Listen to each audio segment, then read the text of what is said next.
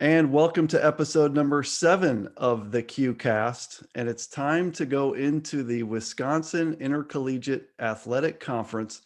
My guest today is Matt Lewis, the head men's basketball coach of the Wisconsin-Oshkosh Titans, still the defending national champions 2 years later. Matt Lewis, it's great to finally meet you. Thanks for joining me.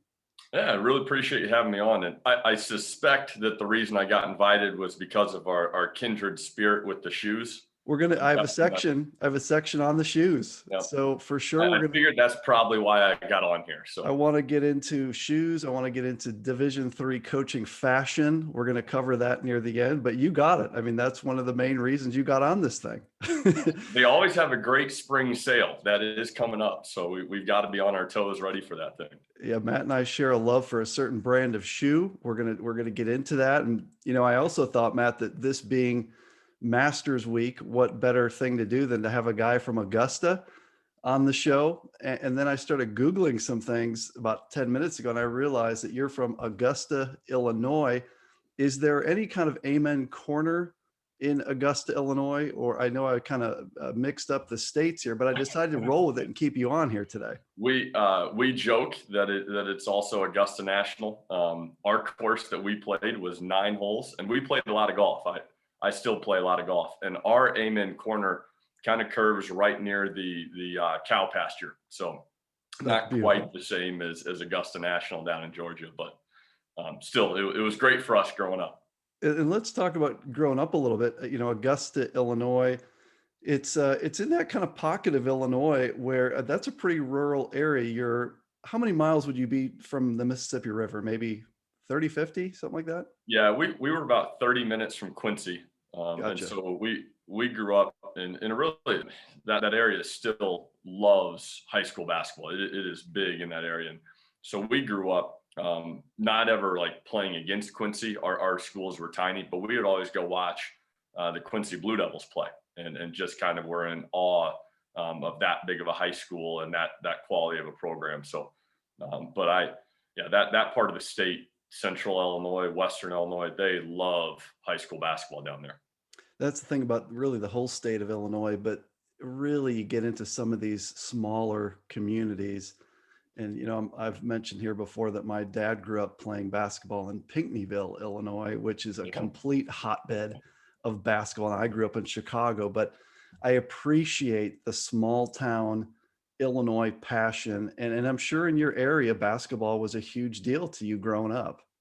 Yeah, it absolutely was. I remember we started going to the state tournament in the early 90s. It shifted, or kind of mid 90s, it shifted from Champaign to Peoria to the Civic Center.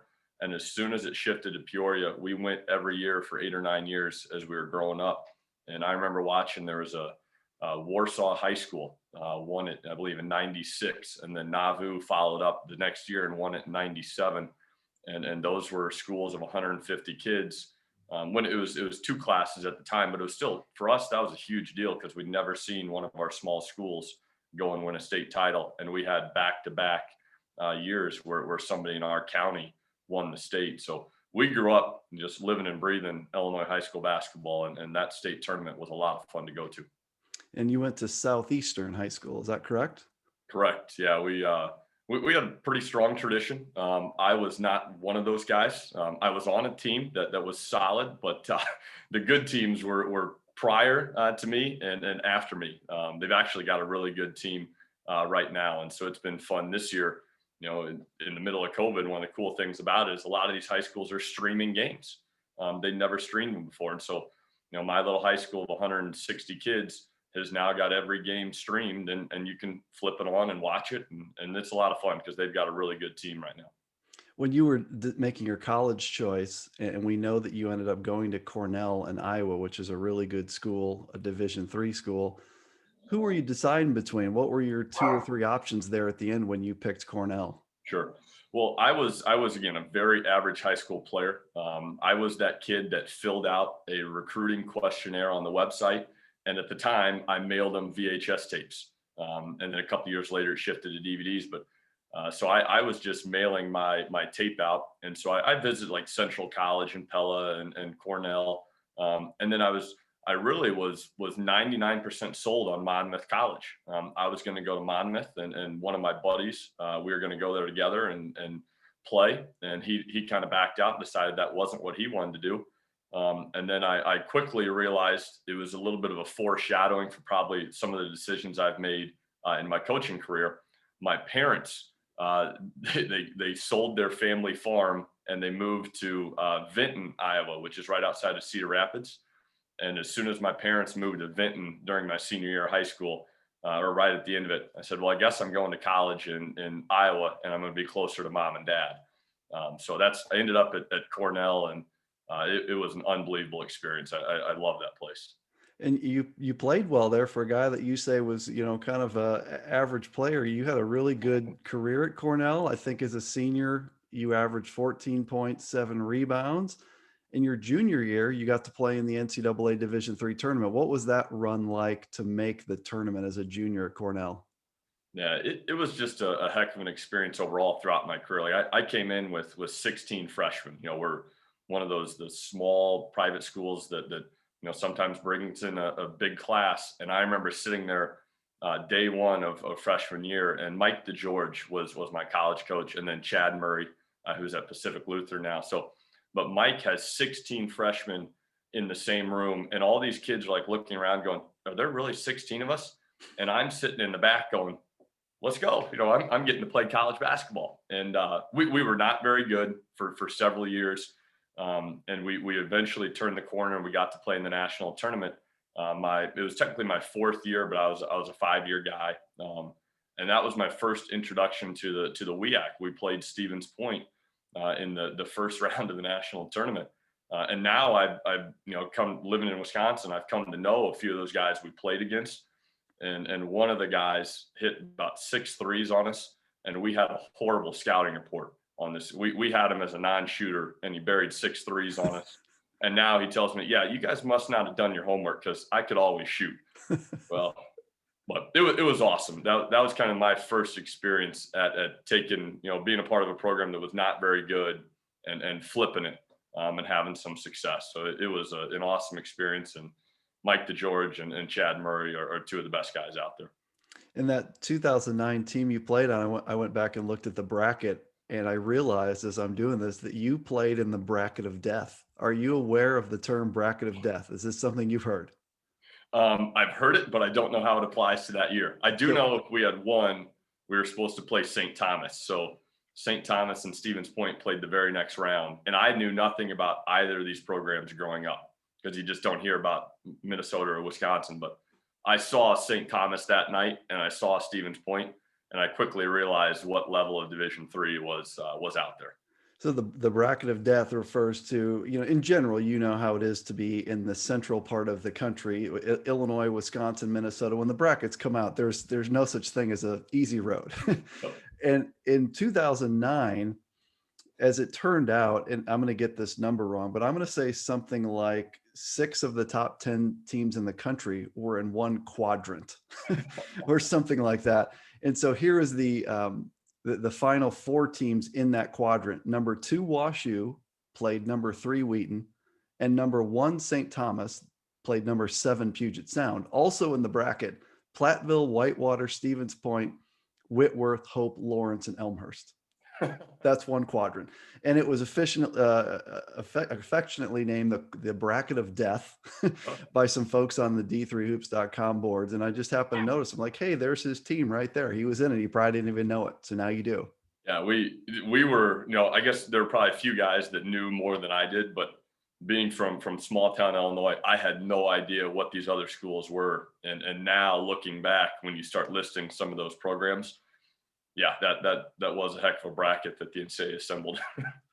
Talk about how you got into coaching. So you graduate, and I know that you started your career as an assistant at Rhodes, and I believe that's where Mike DeGeorge was. Do I have that right? Was that the tie? And so how does that all play out that you end up at Rhodes?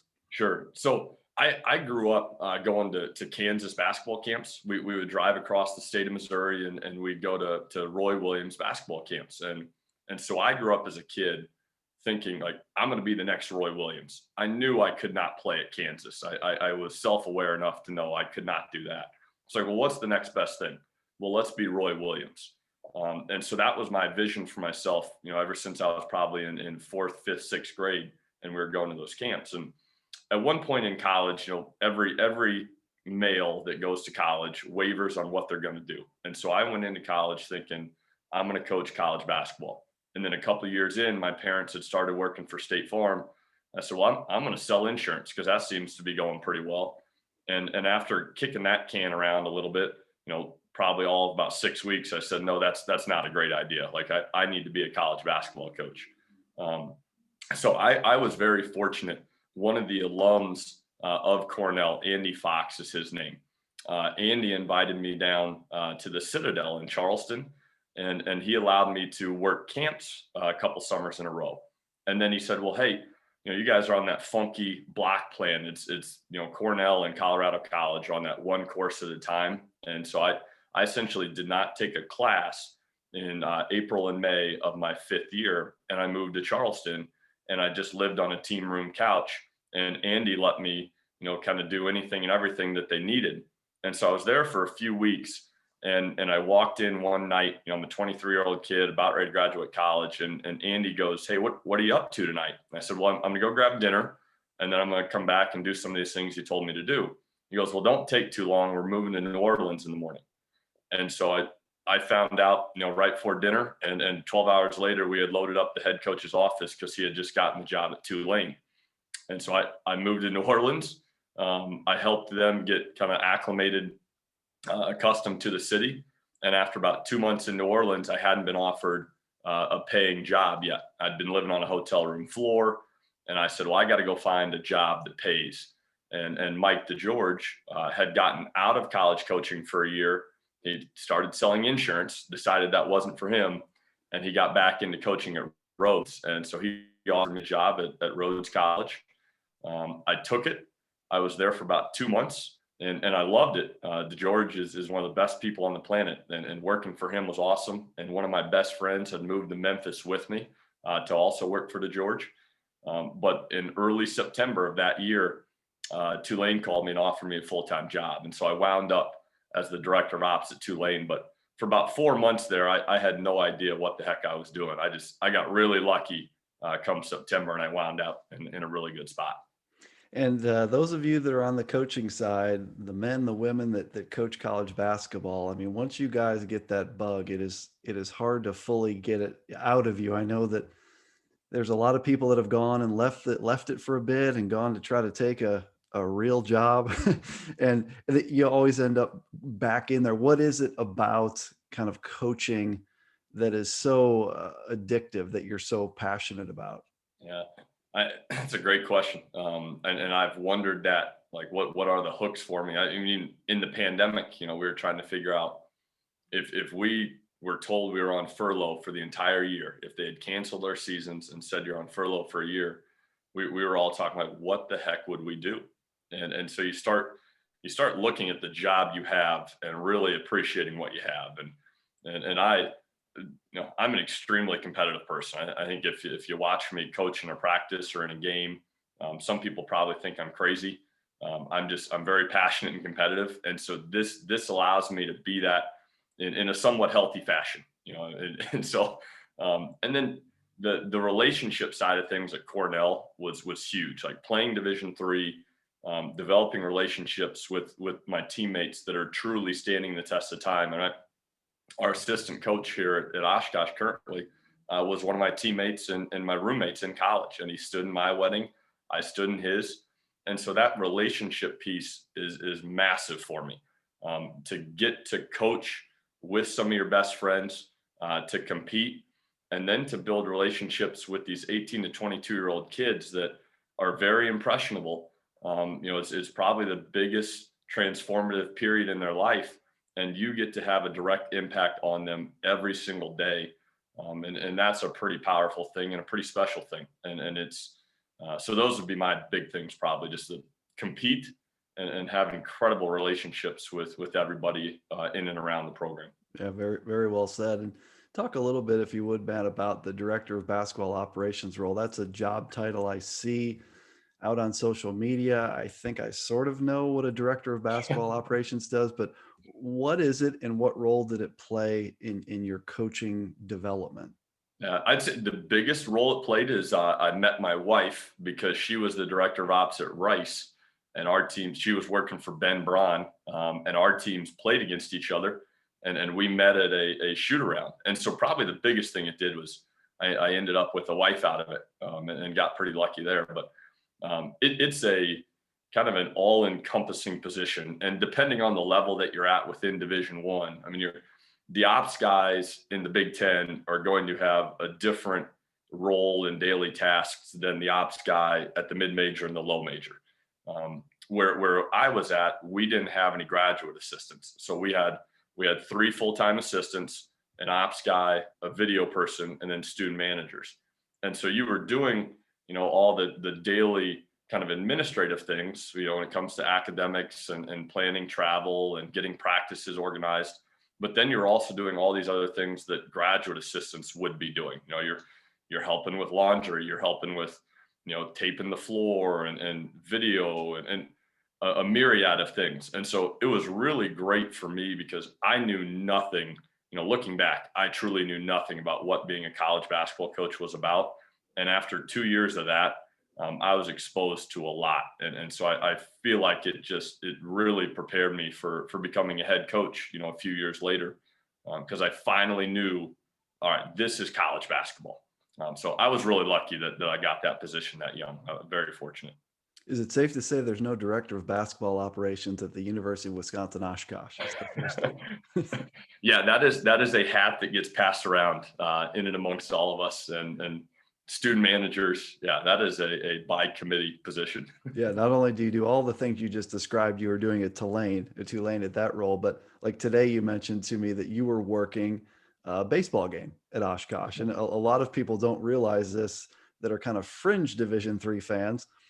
The Division III head coaches have all kinds of other responsibilities. I know many that are the golf coach and they have all these other responsibilities on campus. Today you were working at the Titans baseball game. Is that right? Yeah, you basically, they need support in a lot of different areas, and we're at a place where we try and do things at a really high level, and so all of us have to chip in outside of our program. And one of my roles is that baseball game management, but then we do some other, like I'm the sports camp administrator in the summer, and I help camps kind of get off the ground for the other sports. And like our assistant coach does soccer game management, and then he does some grant writing opportunities. But you have coaches across the country that span everything. I mean, you have admissions counselors, you have professors, you have coaches of other sports. It is kind of interesting how everybody just gets tossed into these other roles, and usually they excel them. They buy into them, they excel them.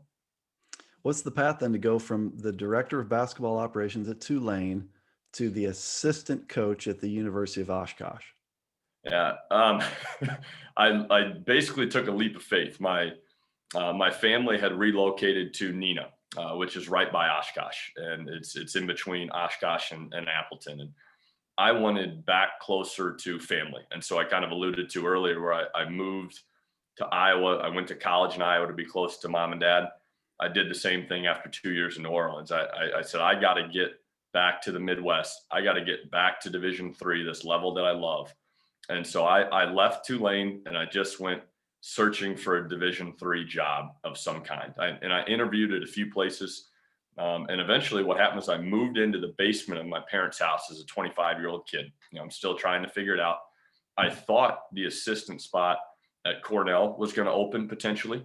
And so I was all gung-ho. I was going to go back and work for Chad Murray, who was still there, live in Mount Vernon, coach at the alma mater. But then, after about 2 weeks of in the basement, Pat Juckem gets the job at Oshkosh. And Pat calls me up out of the blue. And the only reason he called me was because Mike DeGeorge had told Pat to call me. And so Pat calls me and offers me, essentially a camp stipend type position. But I looked it up on the map and it was 15 minutes from my parents' basement. And I said, all right, let's do this. And so it was a lot of fun. Pat's unbelievable. And that first year, he's taken over a WEAC job, and he put a second desk in his office and shared his office with me for a year. And so I got to sit there and watch Pat work literally every single day. So I was very fortunate that I just kind of took a leap of faith, and Pat was on the other end of the thing and got me into Oshkosh. And people think of where the program is right now that Pat built, you took over, continue to build, have it where it is today. And you think of Oshkosh going back a while, and there's some great history. But when you guys got there, when Pat took that job, I mean, the first year you were 7-18, and the second year you were 12-14. And so this wasn't like you rolled into some perfect situation and just inherited a loaded roster. Talk about the building program when Pat and you started kind of digging in there at Oshkosh. Yeah. I think the people around the league and around the state of Wisconsin always kind of knew that Oshkosh had potential, serious potential. And we had some really good teams in the 90s and early 2000s. We had a team that went to the Elite Eight in 2003, and their starting point guard sprained his ankle with a couple minutes left, and they did not really have another guard to go to. And so they ended up losing. They might have lost to Randolph-Macon that year. But anyway, so there was some tradition there. But when we got there in 2012-13, they were coming off a season where they had gone 0-16 in the conference. And as you know, if you're going 0-16 in this league, you've got a heavy challenge in front of you. And so Pat was really big about we're going to do this what we view as the right way, and we're going to bring in the kids that we feel like are the perfect fit for Oshkosh. We're going to go and recruit these high character kids that want to build something. And we're going to do it the right way. We're not going to take transfers and JUCO. Not that that's not a bad thing. We've got transfers on our team right now, but he wasn't going for the quick fix. And looking back, I'm like, that was it. To build the way he did or the way he chose to. And we had some guys those first few years that really helped us. I got a couple guys that retained as juniors and seniors that really helped turn it around for us.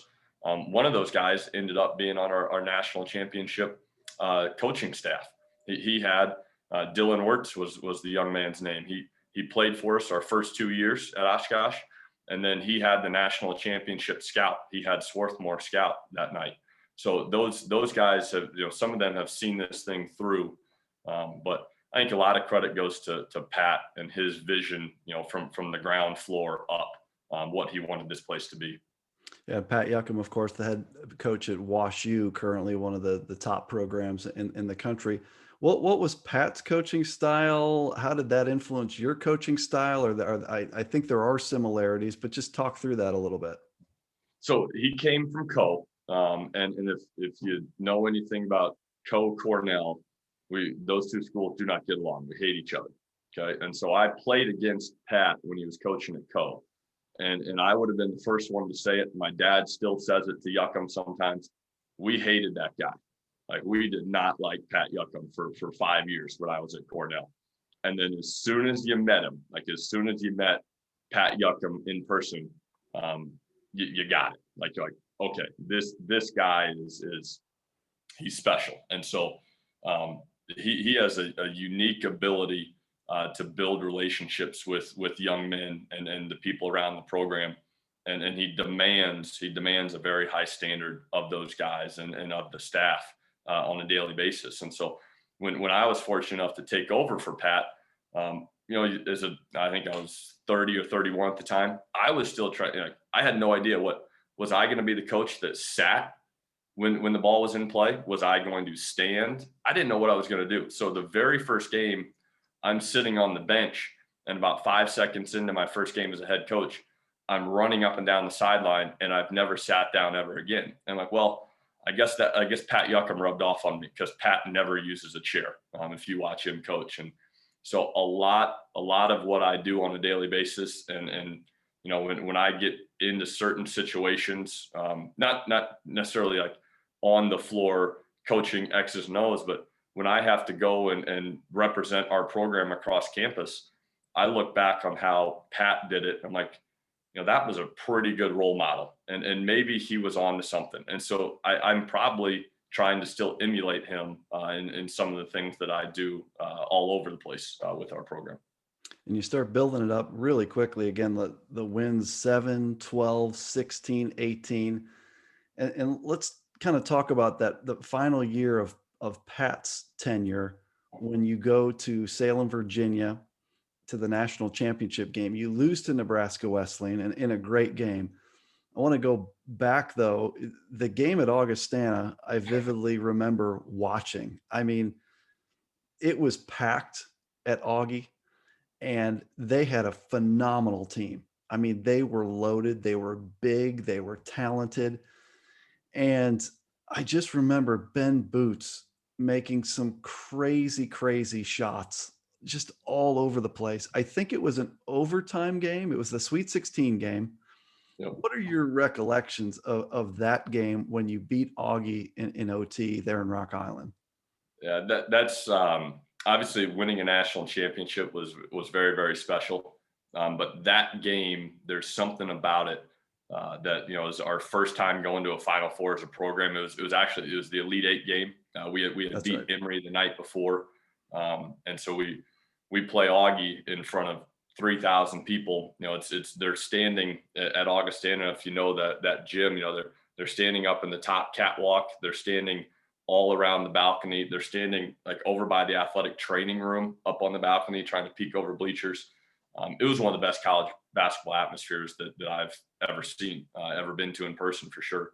And then this game kind of takes place where with about 12 minutes left, Ben Boots starts making these plays, and Nolan Ebel for Augie starts making plays. And like, if you watch that game, it was Boots throwing in crazy shots at one end, and it was Ebel throwing in crazy shots at the other. I think one of them had 36 and one had 35 that night in overtime. And then you watch everybody else on the floor, and everybody just kept raising the level as you went through that game. And we had a fifth-year senior that had torn his ACL the year prior, and he decided to come back, and he played the entire overtime and made a couple big free throws, and he was defending Krishan Orange, or at least trying to. Krishan was really good, but that game was special, and that locker room afterwards, and then getting to go to the Final Four in Salem the last year that it was in Salem, that was a pretty special memory for all of us. And probably what a lot of people don't realize looking back on that team is you were third in the WIAC that year. You didn't, people don't understand sometimes that teams that end up in Salem from some of these leagues finish second, third, sometimes maybe fourth. But you had Platteville and Stevens Point that finished first and second that year.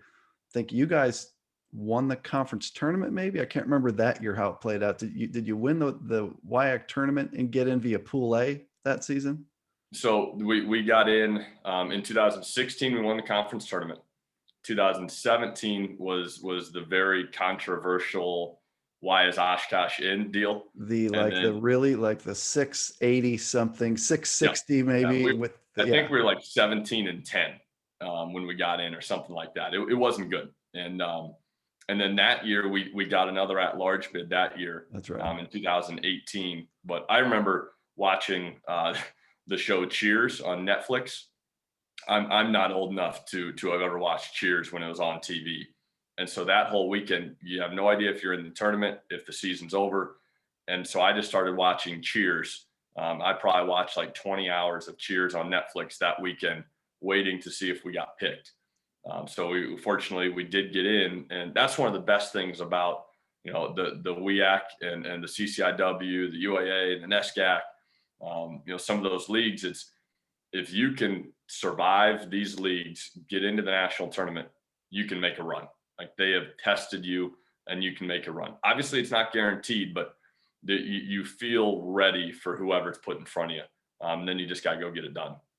Yeah, like Illinois Wesleyan's been to the Final Four 6 times since 1996, and only one of those times they were the Pool A team. So that just kind of shows you, I mean, these great leagues where if you get in, you feel like you can beat anybody. And so that, I think your 2018 season was a testament to that. And then the next year, so Pat leaves to take the WashU job. And, without getting into, you can go as far as you want with this. Were you surprised when he came to tell you, "Hey, Matt, I need to let you know I'm leaving." Did that surprise you? Um, some, and then when he started laying out what all WashU is, and what that opportunity was for his family, you said, "Oh yeah, that's a no brainer." I mean, there's a reason that's one of the jobs in Division III. It can do some things for you that some places can't, and so he started laying it out, and I'm like, okay, this makes a lot of sense, Pat. But it still was tough because he's from 45 minutes down the road. He's from Chilton, Wisconsin. He went to Lawrence University in Appleton, and so this is Oshkosh is home for him, and so it was a little bit shocking, but at the same time, like I completely respected the decision for him to go there, and I just really glad I got the opportunity when he did choose to leave, that I had the opportunity to slide over and share and give it a shot, because I didn't think I was ever going to get to be a head coach at a place like Oshkosh. I thought I was really going to have to go and work my way up at some other place, and I fell into something really special, obviously. And so you get the ultimate on the job interview situation. They name you the interim coach, which I think the Wisconsin public school system, I mean, has a rule. Basically, there's things you have to go through to hire someone, and I'm Yep. guessing they didn't have time to go through that process, so they just said, "Matt Lewis, you're the interim coach, and then we'll work this out when the season ends." Was that essentially how it was presented to you at that point?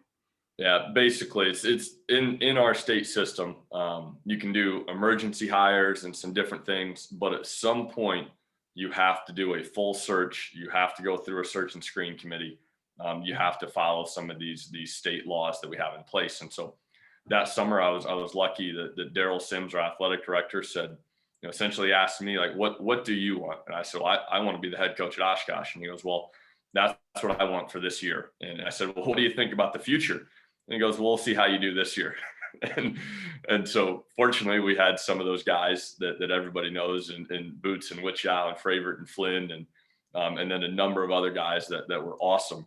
And they probably got me my job at Oshkosh, and they probably got Pat his job at WashU. We were really lucky to have those guys. Yeah, and I want to get into each of those four guys that you just mentioned. But that interim season, you go 29-3, you win the league at 13-1. It was an incredible run through the tournament. I remember, I think I watched just about all of your games during that run. I remember watching the Loris game, which was a good game. I think Guilford was maybe a basket, right? Of maybe a 3-point game over Guilford. Yeah, yeah, that was a terrifying one. They forced 17 turnovers. I'll never forget it because we still refer to it. We in the other 5 games of that tournament, we won by double digits, and we averaged like 8 turnovers a game. Against Guilford, we averaged we had 17, and their shot at the buzzer went rim, backboard, rim, and off, and that was to tie and send it to OT. And Guilford's got a tremendous program, and obviously a strong history, but they do a terrific job. And those kids, they were a tough bunch, and so I felt a little lucky to get by those guys on their home floor and get back to the Final Four in Fort Wayne. And then that same night, as a guy watching streams, I'm over here watching now a game in Rock Island, and there's a guy scoring 62 points in the Elite Eight. So Aston Francis goes absolutely bananas against Marietta. 62, not just 62, but I mean, the last 2 shots he hit, one was a three that tied the game, and then the final one was a three that literally won the game. And that's your matchup in the first round in Fort Wayne. So that was the first year that the Final Four was in Fort Wayne. You're matched up against Wheaton, which was a really unique team to play in a lot of ways, but most importantly, because the player of the year is on their team. What was it like? I mean, watching film of Wheaton and being like, what do we do with this guy? Yeah, so we got a taste of actually my second game that year. We went down and played in that Wheaton tip off, and so we won the first night, and then the next night Francis puts 45 on us and we lose. And so that was kind of a wake up call, I think, for, people outside of the CCIW, like, hey, look out for this kid. And then he obviously went on a tear that entire year. And I remember going in the press conference that night after we had beaten Guilford and we advanced to the Final Four. And our person that's asking the question goes, hey, now you get to play Wheaton, who he played earlier in the year. Oh, yeah, he scored 62 tonight. And Jack Flynn's sitting next to me, and he goes, he did what? And so it was interesting. We were really lucky that year. We had on our staff, we had a tremendous staff that year that really helped me my first year as a head coach. We've got Casey Korn moved up here. I was the interim, and Casey moved away from his home in St. Louis. He was a high school coach down there. He convinced his wife, who's an only child, to leave her family and move up to Wisconsin. And Casey really helped me because he had been a head high school coach for 9 years. And so I could always turn to him and go, hey, what do you think? And then we have Greg Yankee is kind of that old wise sage that every great Division III staff has this part-timer who treats it like it's their job, and they're just unbelievable. And that's Greg. Then we had Ben Stelzer and Dylan Wirtz. I alluded to Dylan earlier, who played for us and then came back as an alum. And it's always great when you can have an alum on your staff. They get what your university, what your program's about. But the last guy there, Ben Stelzer, Ben was a D2 All-American, played in Spain professionally, and he was about 25 at the time. And so that whole week, Wheaton runs really good motion, and they put Francis in specific spots. And we studied kind of the most common actions that they got into. And then Stelzer would just take our couple kids that were really going to guard him, and he would go every day for about 10, 15 minutes, and they would just talk about some of the little intricate things he would do to try and get open and create shots. And he was really good at drawing fouls. And so we were really lucky to have a staff that had us well prepared, and to have a guy like Ben that could, you can't fully simulate Francis, but he could at least understand what the heck Francis was trying to do to some extent. And that definitely helped us. And in that game, and I was lucky enough to make the trip to Fort Wayne to watch that game. I don't know what Aston Francis finished with. He may have finished with 28 or 30 for all I know, but I remember feeling that you made him work super hard for everything he had. It wasn't a performance where you were looking at Aston Francis saying he's dominating the game. I mean, you guys made it really hard on him in that national semifinal. Yeah, we were lucky. We had kind of a collection of longer guys that we could put on them, and I've got a ton of respect for Marietta, and they've got an unbelievable program. We played them in 2018. That was our first win at Wittenberg. We beat Marietta, and so I knew the toughness that they had on the defensive side, but they didn't have very long players. And so that night where Francis went off in the Elite Eight, they were having to put 6', 6'1" guys on them, whereas we were able to put 6'4", 6'6" guys on them. And so we were basically rolling the dice, hoping that added length would make it more difficult for them. And then our guys just played with a ton of confidence in that game, and we scored I think over 100 points. But the focus for us is always defensively. Like, if we can get stops, we know we can go put the ball in the hole at the other end. And so let's get stops, and then you guys go be you at the other end. Then the next night you're matched up with Swarthmore, and it was a great game. It was one, though, that you really, I would say the word controlled would be the right word. I think you led by 6 or 7 at the half. It got down to 3 or 4 in the second a few times, but I would say the average margin was 7 or 8 in the second half. I know it was a grind of a game from a coaching standpoint, but I thought in that game, your size just stood out like a sore thumb. Talk about your 2 All-American big guys. So you had Jack Flynn, who is the prototypical impossible to find 6'8", pure 5-man. And then you have Adam Fravert, that's this 6'8", 6'9", whatever he is, kind of a combo forward. What a luxury to have that talent in your front court. Can you talk about those guys? Yeah, you've hit on it pretty hard there. Pat's last advice for me before he took off for WashU was, he said, anybody that's watched us in the last couple of years, they would trade their team for your team in a heartbeat. He said, don't screw it up. I said, oh, thanks for the advice, Pat. No, but we were lucky to have guys like that. And obviously you worked really hard in the recruiting process to get those guys to buy in and believe in what you're doing. But we were fortunate they came to Oshkosh, and both those guys put a ton of work into their game and really developed. And, as Jack probably didn't get as much notoriety until that game. Like he had 33 in the national championship game, and that was kind of his awakening, I guess. Everybody now knew who Jack Flynn was. They kind of already knew who Fravert was a little bit. They knew who Ben Boots was, Brett Whitchow, but they didn't know who Jack was. And so I was really excited for Jack to have, his best game as a Titan in the biggest game. But they, Swarthmore, they run, really good motion. They pound the basketball on the block. At least that year they did. They had a quick little jet point guard that was really difficult to contain. And then it seemed like every dude that took his warm-up top off shot 40% from three.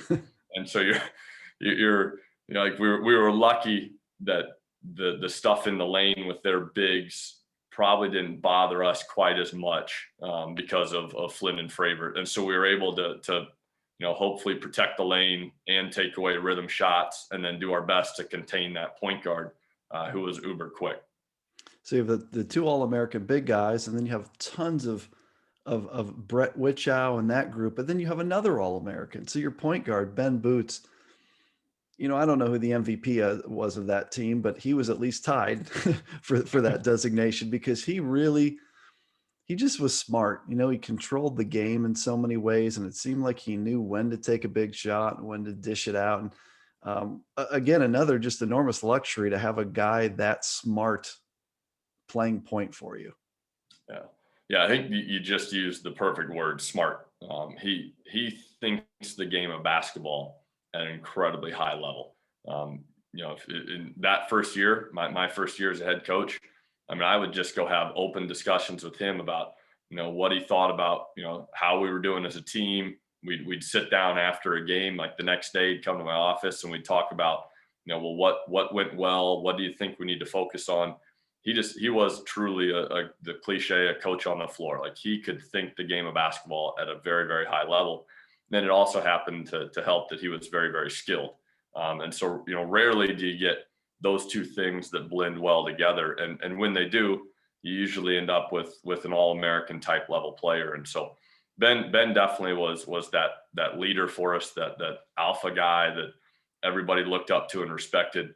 And he led us for his 4 years at Oshkosh, along with some other guys. But he definitely had his part in changing our program the way he did.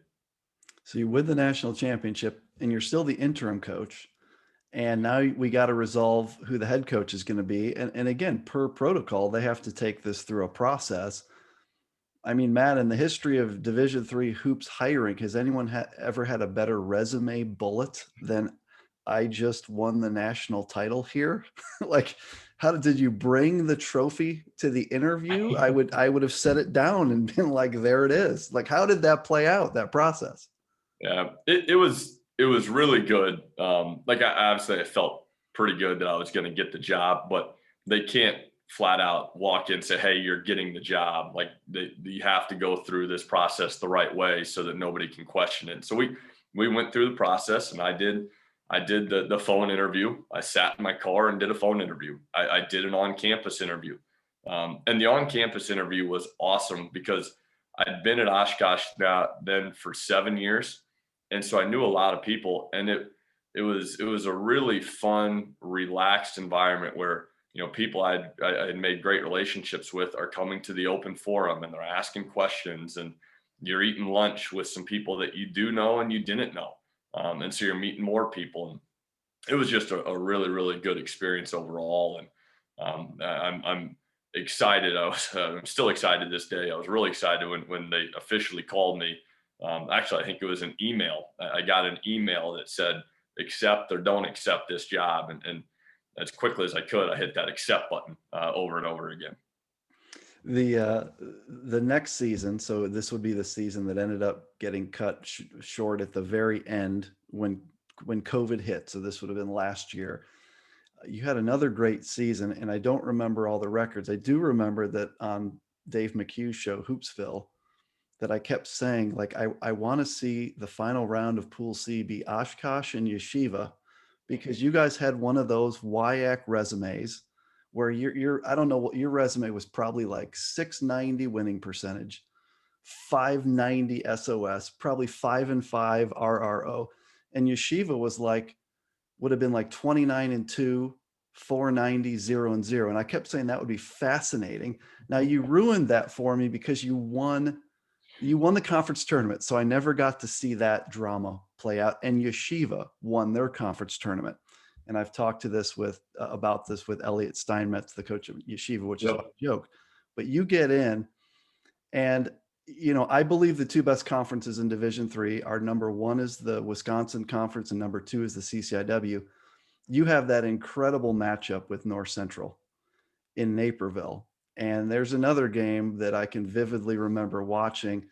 What an incredible atmosphere and game that was. Can you talk a little bit? I guess that was the final game before everything shut down, basically. What was your memory of that game that you dropped to the Cardinals in Naperville? Yeah, it had some similarities to the Augie game where we advanced. It was just this unbelievable small college basketball game. That field house that they have is about as loud and as hot a place as you can find. And so it's really fun to coach in and to play in. It was a great atmosphere. We were playing pretty well, we thought, and then they had a couple guys step up. The Pollock kid off the bench just started making threes right and left, and I think Blaze Meredith turned into Ray Allen reincarnated on the court. And he did. They hit some unbelievable shots, and it kind of felt like this was their night. Looking back on it, you're like, holy cow, that was their night. But we had the lead with we were up one with about 15 seconds left, and I chose not to call a timeout. And as a coach, you always look back, you're like, all right, how could I affect this game? And I did not call a timeout. I thought our guys were just going to get the ball across half court, and we end up turning it over. Yeah. And they go down the other end, and that 6'5" kind of 5-man for them buries a three. 2 seconds after the turnover, all of a sudden they're up 2. And then we were lucky. We had Eddie Minch for us, drove it to the rim. Jack Flynn scored it at the buzzer to send it to overtime. And then we felt pretty good. It was a heck of an overtime. And then they call a timeout, and Coach Raridan draws up a little flare curl play, and the guy throws just a great pass for a layup. And then we don't get a great look at the buzzer, and we lose by 2. But it was a phenomenal college basketball game, and obviously they had a great team.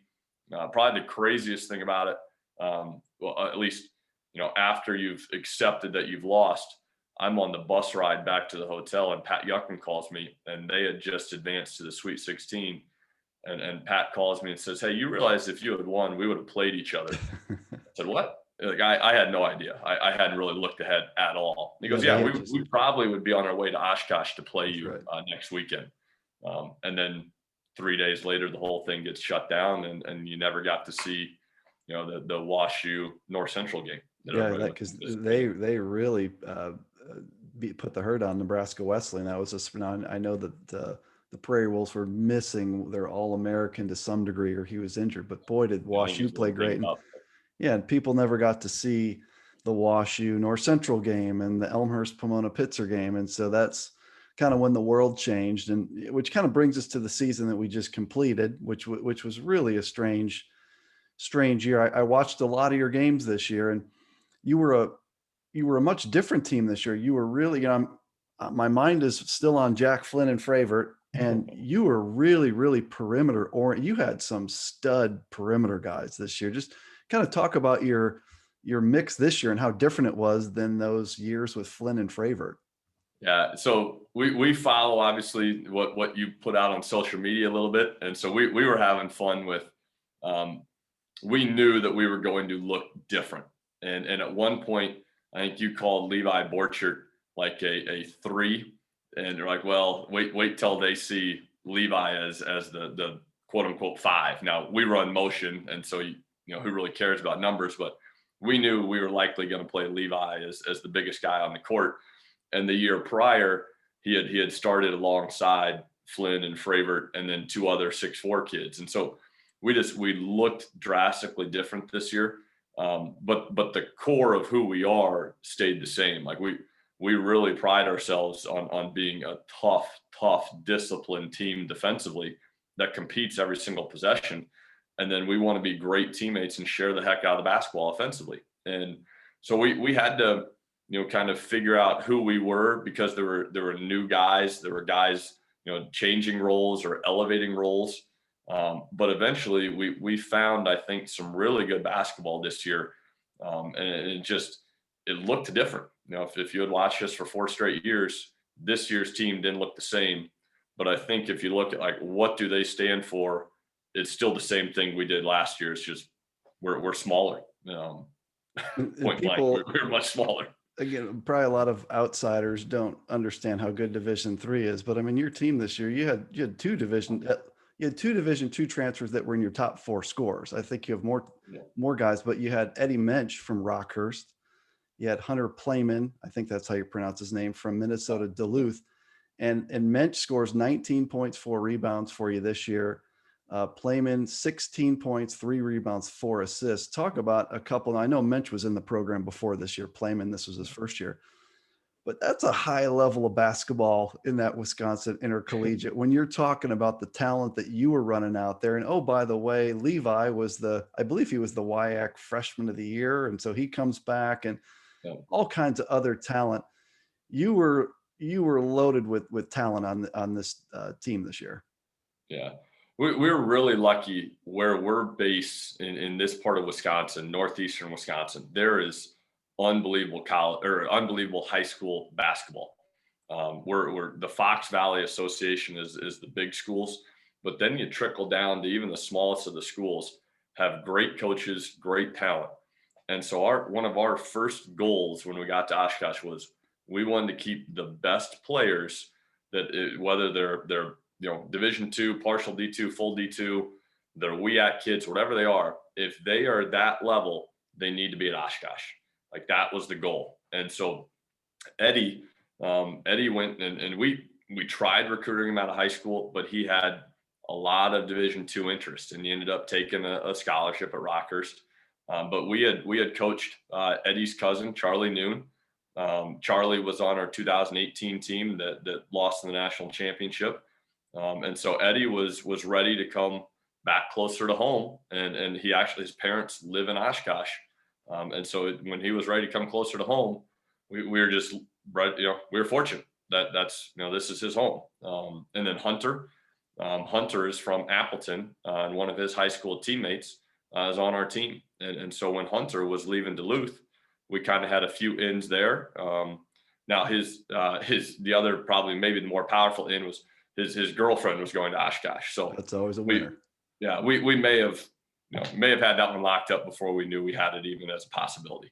But those guys are great. And I think the best thing about, we've got 4 transfers on our team. We've got those 2. We've got a kid from Northern Michigan, and then we've got a young man that we recruited hard out of high school that actually went to Platteville first semester and then came to Oshkosh. And the transfers that are in our program feel like they've been here from day one. Like Eddie came here last year, and the first time I coached that kid, I felt like I had been around him for his freshman, sophomore year too. Same thing with Plowman, same thing with Hart, same thing with Reed. Like it just ended up with those guys. It clicked, and it was the right thing. And we're really lucky that those guys came to Oshkosh.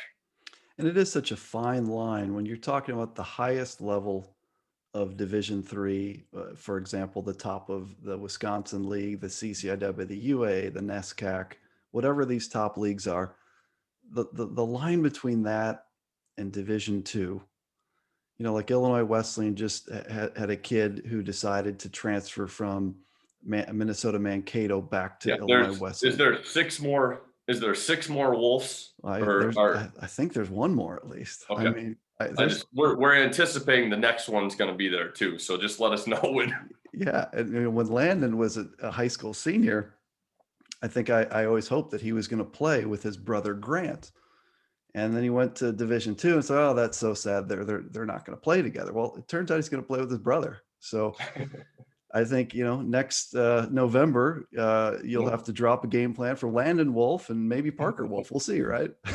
But that line between the top of Division III and Division II, there's kids that can go either way, and sometimes it's good to finish second when those kids go Division II, right?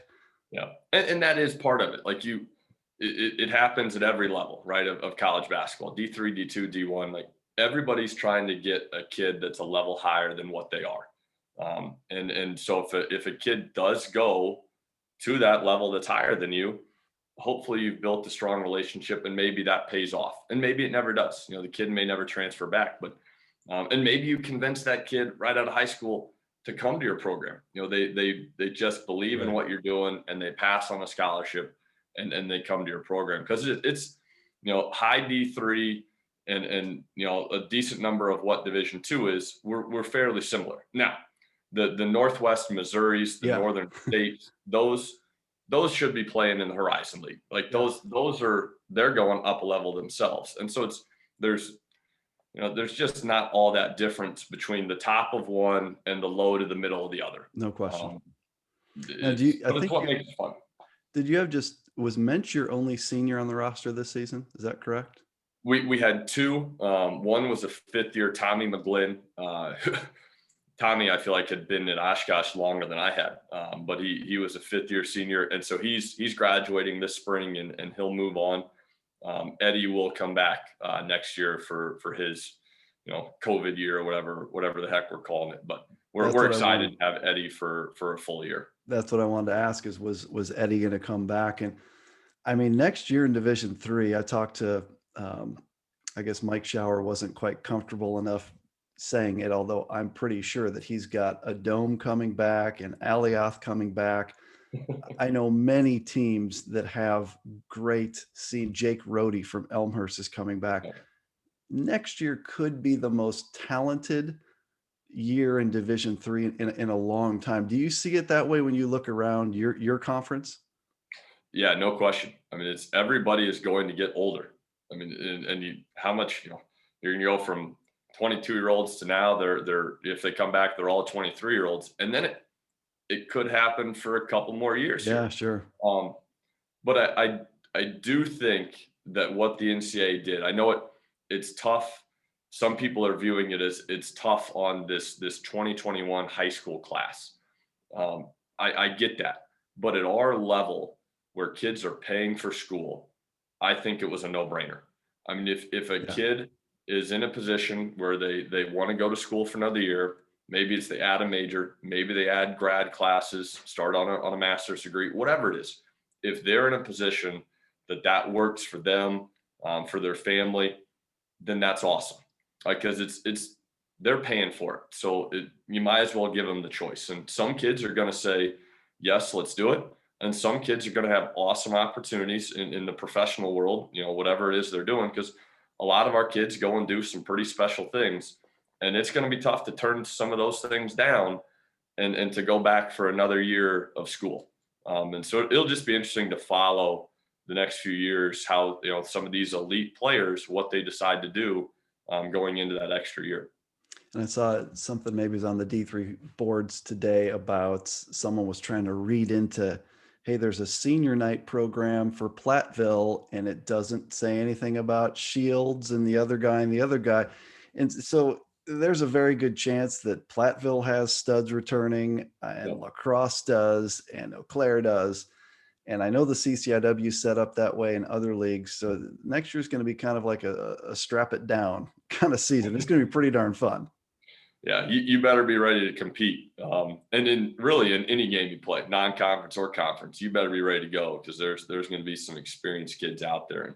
But it is also in some of these higher level leagues, and really the parity across Division III right now is crazy. I mean, every Division III conference just keeps getting better and better. Like there are talented players, even if kids graduate, there always seems to be that next kid. And you just got to be ready to go and compete every single day. Did you have your eye at all on the national picture this year? I know you were probably just so busy worrying about positive tests and negative tests and getting games in. I mean, did you look at all about like what was going on around you across the country? Yeah, we follow just Division III as a whole pretty good, I think, and I spend a lot of time kind of reading through how other programs are doing, how different leagues stack up. So it was fun to follow. Obviously, I wish more teams were able to play during the year and that we were able to get a national tournament. But it's still fun to see some of these teams getting to compete right now, or getting to at least do some of these workouts that the NCAA has allowed us to do. But yeah, I follow Division III now. Obviously, now that I'm in it, like I used to follow Kansas. Like I wanted to be Roy Williams 20 years ago, and now I follow Division III basketball like I followed Division I. It's just this is my life, and so I follow it every single day. Yeah, when I'm hanging out with my buddies, they'll, hey, what do you think about Baylor and this, back a few months ago? I'm like, I don't know, but I can tell you about Yeshiva and Rochester. I just watched that game. Do you know? And they're like, who?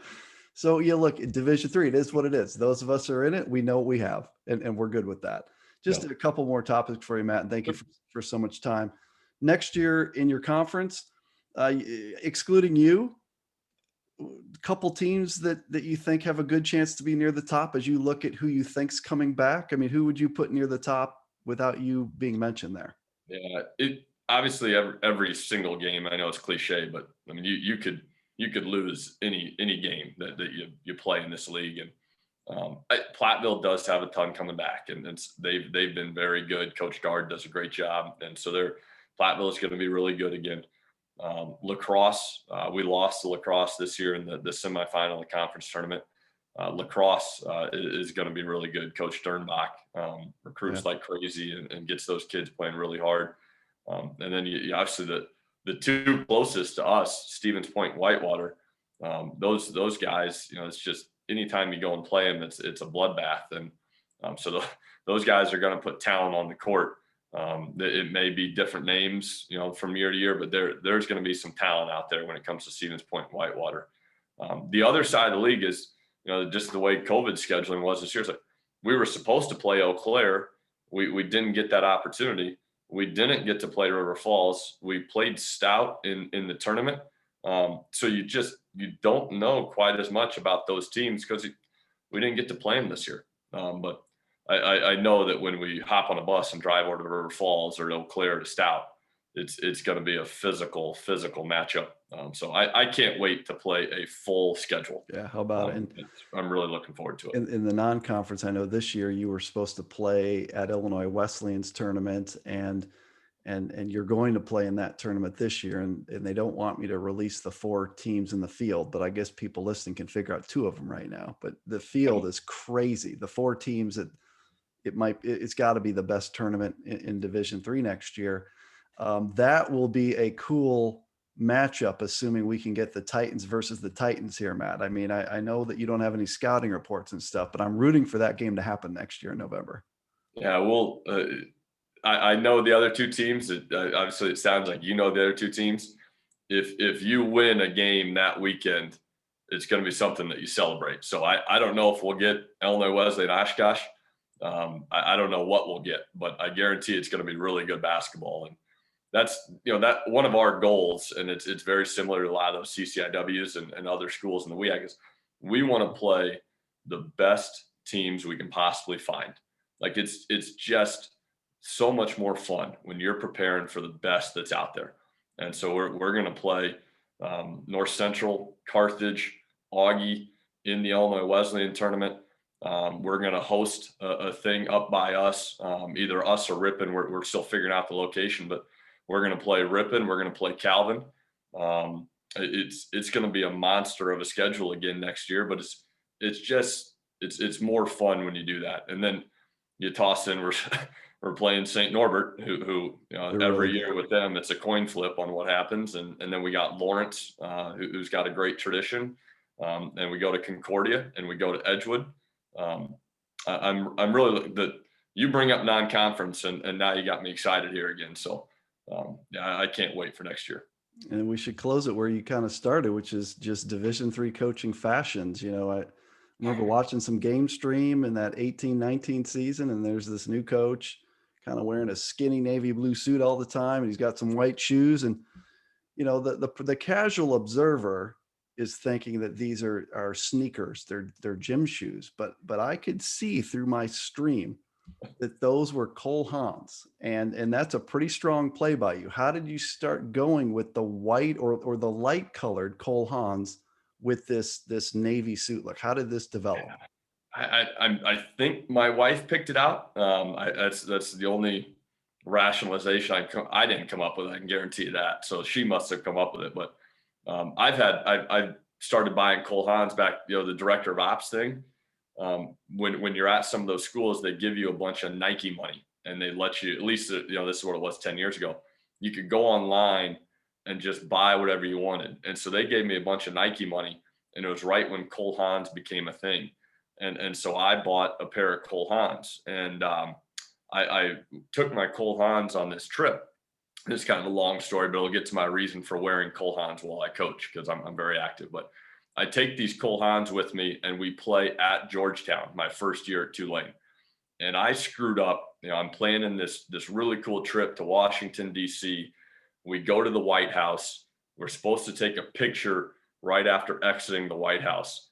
And I forgot the camera on the bus that's at the bottom of the hill. Like I've got to run a half mile to get this camera off this charter bus. And if you've been to DC, it's a sea of charter buses. So I ran a half mile in these Cole Haan's, and then I ran back up the hill. Like, man, these shoes feel like cross trainers. And so I've been addicted ever since that. And the way I coach, I'm very up and down. And so it makes sense to wear them. I do get some flack. There are some people that are like, what the heck are you wearing on your feet? And you got to be comfortable in your own skin and roll with it. So Is it the same navy suit, or are there 9 navy suits? Because it always seems like it's the same navy suit. yeah, that year it was we won. We crazy number of games in a row. I can't remember how many it is, but we won a lot of games in a row. And Ben Boots has got a kind of a funny little saying. I'm not superstitious. I'm just a little stitious. And so I just started wearing the same suit, the same shirt. I would wash the shirt, but the same tie, the same shoes, the same socks every single game.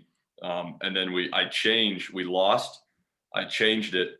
And we lost again, like in the conference tournament. And so I went right back to the suit before we went on the run. But that I cannot wear that suit because, as you alluded, it was a little skinny, and I tore massive holes in the pants of it. And so that was, kind of the last piece of that suit was in the Sweet 16.